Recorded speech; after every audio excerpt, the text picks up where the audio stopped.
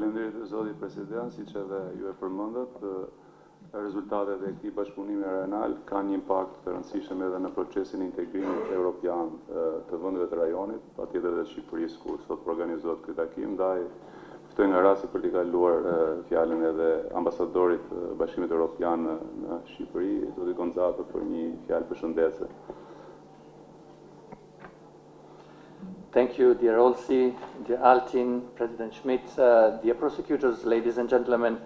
Let me say that I would like to start by congratulating Eurojust for this excellent initiative, and I'm really proud of this project.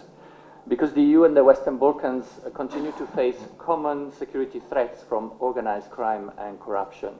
And close cooperation between judicial and law enforcement actors across borders and their coordinated responses are essential not only to effectively combat cross-border crime, but also to better protect victims of crime. And that's why this project and today's gathering are so important.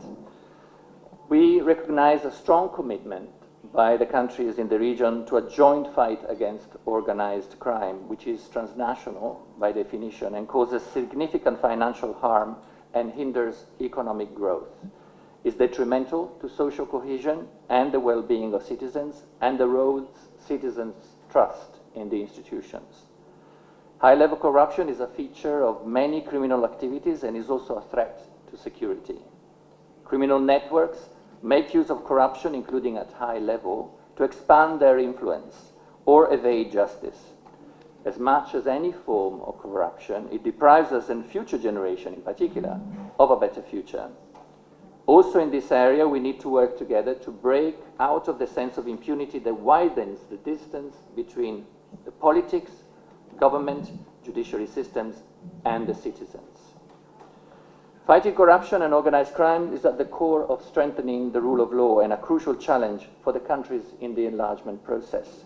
And tangible results in these areas are a central element for moving forward in the EU integration process.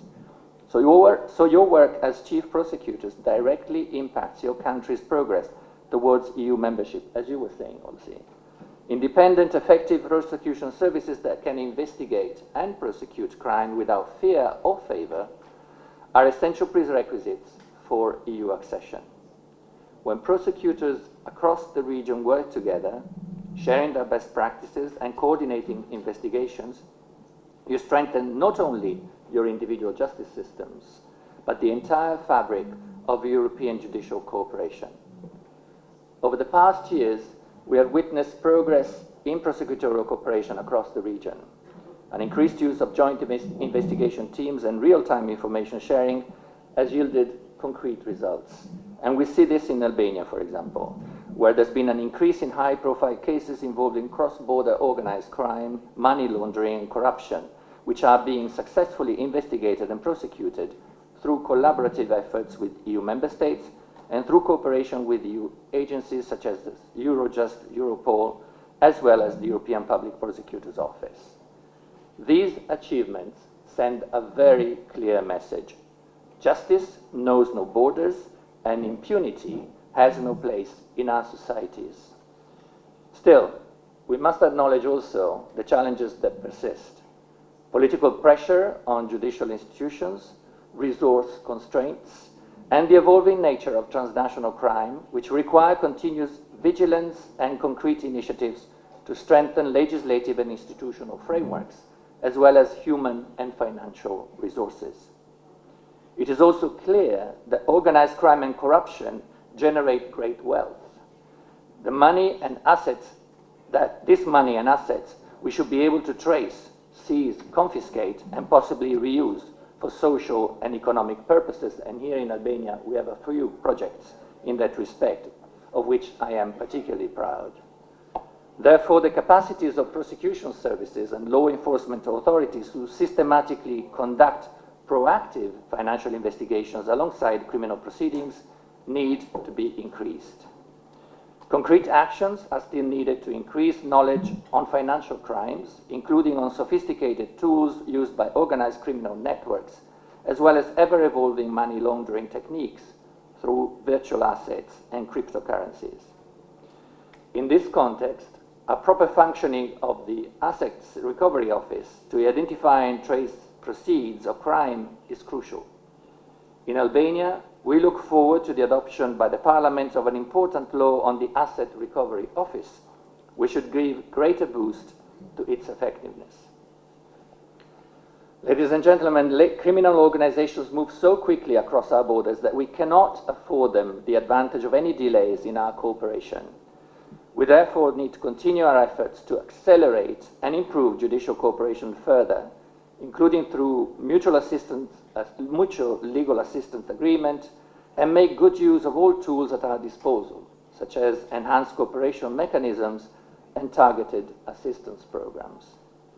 The support provided by this project, the Western Balkans Criminal Justice Project, provides a really good platform for such cooperation between the prosecution offices with very practical implications, in addition to the already valuable contribution that the liaison prosecutors seconded at Eurojust gave.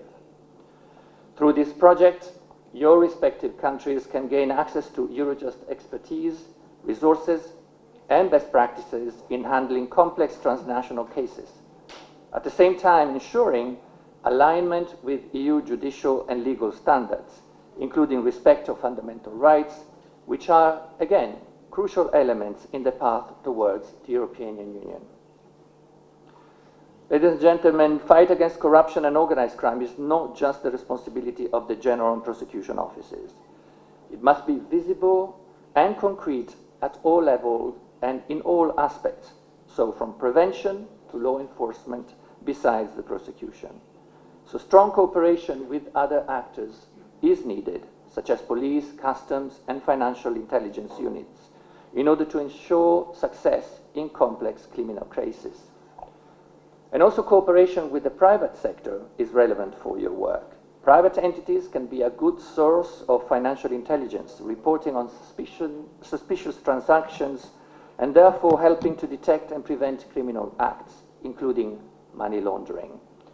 These efforts should ultimately be efficiently communicated. And I think communication is an important aspect of your work. They have to be communicated to the public so that the public, the citizens, recognize that the crimes that cause high damage to society are systematically punished. They recognize that impunity is no longer the case in your countries. And this can contribute to a new mindset, to a cultural shift, to the lowering of the threshold of tolerance in our society towards corruption and organized crime. So, dear prosecutors, ladies and gentlemen, let me conclude by saying that the EU, obviously through Eurojust, but also through the EU delegations in your countries, will continue to support you in your work and your exchanges. And I really thank you for your work. Thank you very much.